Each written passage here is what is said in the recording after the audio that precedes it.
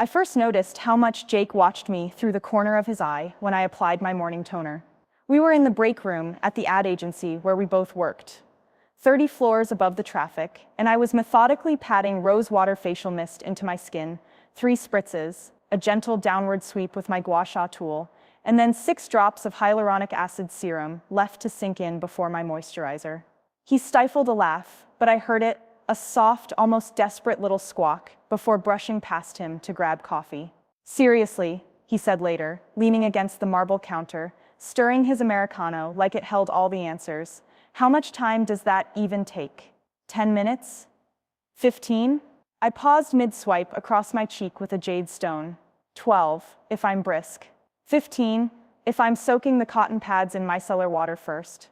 I smiled, because he was right. I had timed it. But to me, those minutes were sacred. A ritual that started my day on calm, focused terms, instead of the usual barrage of Slack pings and urgent updates. Jake's eyes rolled back like theatrical stage props. "You're obsessed," he muttered. "You know, most people don't have time for that." "My skin deserves attention," I said, closing my kit and zipping the rose gold pouch. "Just like this campaign deserves my attention." He snorted. "Only you would connect a face routine to an ad pitch. And anyway, tan lines are just makeup away." I kept my smile polite and walked off toward my desk, head high. At 25, I'd learned to defend my boundaries, even the ones that looked, on the surface, like vanity. My rituals grounded me, the way an anchor holds a ship in place amidst a hurricane of deadlines. Our friendship, or what passed for one in the frenzied ad agency hive, had always been built on banter. Jake was our department's unofficial idea guy, shouting half-baked concepts over the cubicle wall, demanding doodads and mood bands and AR overlays that would make our CX cases look next level. I was quieter, the one who'd read the white papers on neuromarketing, who knew how much time to give a focus group before groupthink set in. He mocked my research reports, and I tuned out his brainstorm thunderstorms. We made it work. So when I pitched my passion project, a side gig launching Verdant Glow, a clean beauty line of botanically infused serums, he first applauded the ambition, then flinched at my face and body timeline, 6-week launch plan, day-by-day social post calendar, budget for high-res product photography, sample Disney code for VIPs. He held up a hand. "You do realize you have a 9-to-9 job, right? And these potions, you're going to bottle them yourself." I did bottle them myself, in my cramped kitchen, ginger green toner, vitamin C serum, centella ointment, sterile glass droppers, and amber bottles lined up like soldiers at attention. I'd convinced a local cosmetic chemist to let me intern on my nights off. My first small batch launched on Instagram, 1,000 followers within days, orders trickling in by the dozen. The thrill was infectious. My own venture, my name on labels, my face in video tutorials, explaining double cleansing and pH balance. Jake, however, called it my obsession. "You need to chill," he said during a late-night happy hour when I confessed I'd set early morning alarms to watch overseas Silk Road markets for rare plant extracts. "Take a weekend off. Hell, go to a spa and be normal for once." I laughed. "The spa is where I learned the benefits of hyaluronic acid. Have you seen the levels of moisture in your skin after a sheet mask?" He pinched the bridge of his nose. "You're incorrigible." Fast forward 6 months, I was juggling client campaigns by day and Verdant Glow fulfillment by night, packaging orders with lavender-scented stickers, addressing each box by hand. The agency's creative director, Mia, scant 3 desks down, started using my centella salve to soothe her eczema flare-ups. A handful of colleagues, from UX to PR, stocked my products in their work drawers and whispered compliments. My side hustle hummed along. Meanwhile, Jake's career ramped up. He landed a recurring guest spot on AdSpeak Live, the industry's top-ranked podcast for marketing pros. His first 3 appearances were breezy, a few hot takes on programmatic ads and dark patterns. But something clicked in episode 4, a behind-the-scenes exposé on the rise of audio advertising, complete with insider interviews. The ad world went wild. Downloads soared. Headlines called it his breakout episode. I was in the break room when I got a Slack ping from our head of PR. "Jake's episode hit #1 on marketing charts. Can you draft a press release?" Congrats to him. My chest fluttered at pride for my coworker, but also a familiar twinge. He'd never asked for my sample. Never once said, "Hey Emma, can I try your stuff?" That afternoon, I watched Jake's live video. He sat in a comfortable leather chair, mic angled perfectly, raving about the show's analytics. He was charismatic, deeply articulate, commanding attention. I remembered his laughter at my skincare obsession, and I thought, let's see him handle a breakout glow-up without a little liquid confidence. That evening, I sent him a direct message. Congrats on #1. Wish I could have been there. Want to drop by my place tomorrow afternoon? I'd love to give you samples of a new Verdant Glow toner, guaranteed to keep your skin camera ready for episodes. My fingers hovered, then hit send, bracing for the usual scoff. He replied within minutes.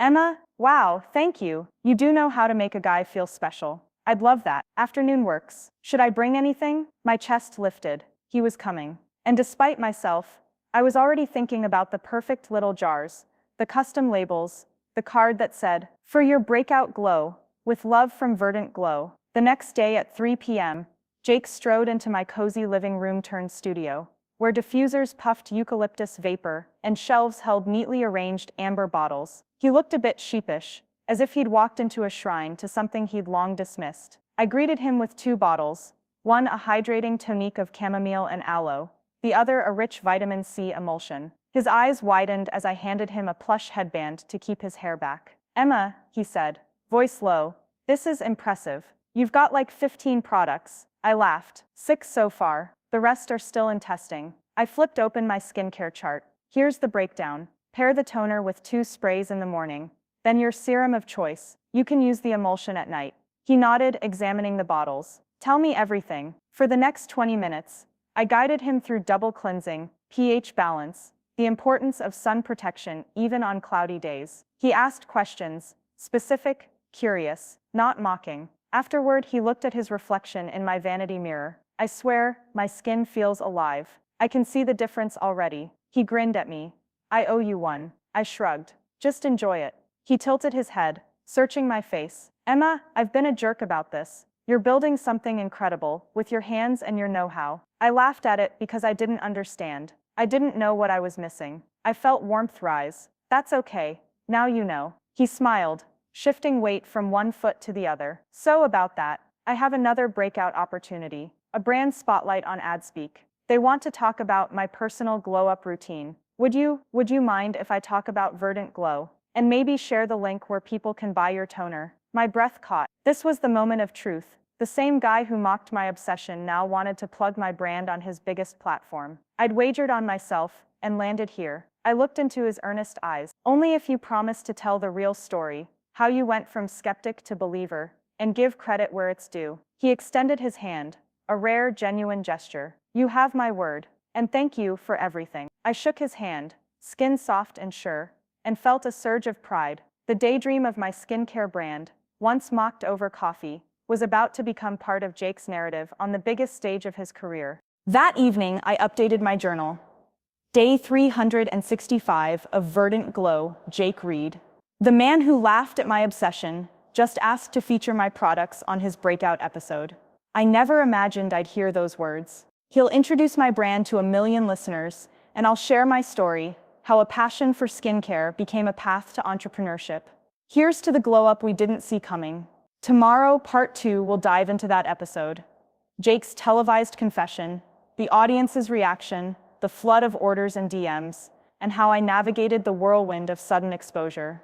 Because sometimes, the best revenge isn't vindication, it's transformation, shareable and radiant, like the results of a perfect skincare ritual. The studio lights hummed as Jake settled into his chair behind the familiar AdSpeak Live microphone. I sat off to the side, heart pounding, watching the producer's countdown. On the monitor, the familiar live icon flickered red, and a soft jingle filled the booth. Welcome back to AdSpeak Live, Jake began, voice warm but tinged with excitement. Today's episode is all about personal branding, and I have a confession to make. He glanced at me through the glass, giving a small nod. For months, I mocked my colleague Emma's skincare obsession, called it vanity magic tricks, even joked she'd never last in the real world of hard-nosed advertising. But here's the thing, I was wrong. The host leaned in. Wrong, tell us more. Jake held up one of my amber bottles. This, from Emma's brand, Verdant Glow, changed my skin, yes. But more than that, it changed my perspective. I saw her dedication, her research, the late nights formulating serums in her kitchen, and I realized that passion deserves respect. So today we're talking about the power of believing in your niche, no matter how small or obsessive it seems. I exhaled, tears pricking. As he continued, he wove in our story how I launched Verdant Glow as a side hustle, bottling centella extract and hyaluronic blends between ad pitches, how I guest posted on clean beauty blogs, how he dismissed me, and then on his breakout episode begged for samples. He didn't just plug the link, he told listeners where to find my Instagram, encouraged them to read my founder's diary, and invited them to join my Substack newsletter for behind-the-scenes formulation notes. Across the digital airwaves, I felt an electric charge. When the show cut to commercials, I peeked at the live chat. Comments flew by, just ordered Verdant Glow, can't wait to try it. What a great pivot from ad exec to skincare guru.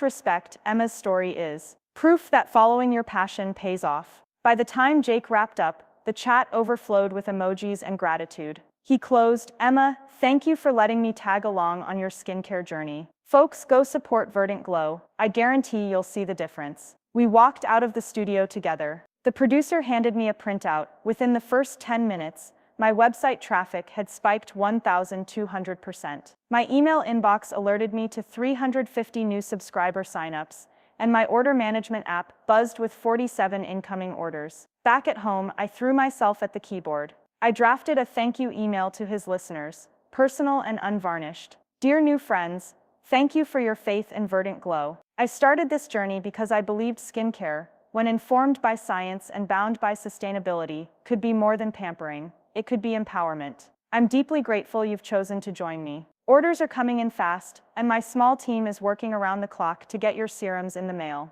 Please bear with us if shipping takes a few extra days. Each bottle is still hand-filled and labeled. From my heart to your home, thank you." With warmth, Emma Harper, founder. I hit send and flopped back against my chair. Within minutes, replies poured in.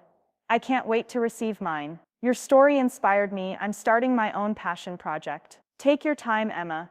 Quality over speed any day." My phone buzzed incessantly. I muted notifications, eyes fluttering shut. When I opened them again, a freight train of DMs awaited PR pitches. "We'd love to feature Emma in a Forbes profile." Wholesale inquiries, "Can we carry Verdant Glow in our boutique spa?"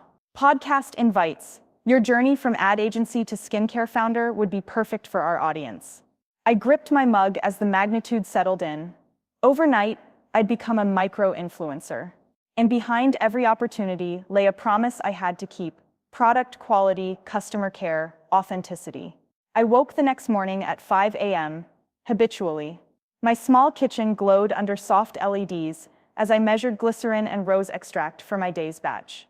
Orders packed in neat rows on the counter, glass bottles cushioned in shredded craft paper. Thank you stickers sealing each box served as a silent testament to the previous night's storm. My assistant, Mara, arrived an hour later, eyes bright despite the early hour. We sorted through shipping labels and returned emails. "Yes, we can do expedited shipping to Canada. We'll open a wholesale account for your spa. Here's the rate sheet for retail partnerships." Each click felt like a lifeline. Priya, my marketing partner, pinged for an urgent Zoom. "Emma, the Red Leaf Spa on King Street wants a custom scent blend. Can you create a small batch sample by Friday?" I agreed, though the timeline was tight. It would mean late nights in the lab.